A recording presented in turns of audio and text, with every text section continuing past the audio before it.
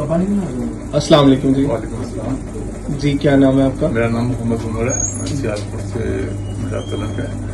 तो मैं डॉक्टर फवाद साहब के पास आज से मोस्टली 4 मंथ पहले आया था अपने वेट के बारे में के लिए डिस्कस करने के लिए। तो मेरा 180 kg वेट था। तो अल्हम्दुलिल्लाह आज इस टाइम मेरा जो वेट है वो 150 है।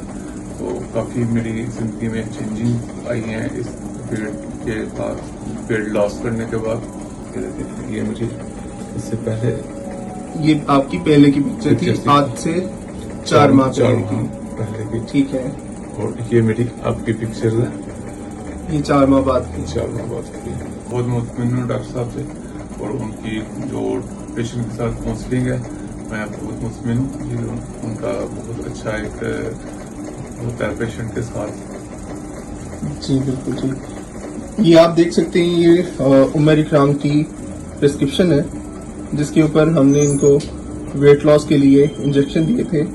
और इनका प्रीवियस वेट था 180, जो कि 4 माह ट्रीटमेंट के बाद अब 150 kg है। 30 kg लॉस, वेट लॉस इन्होंने किया है इन 4 months।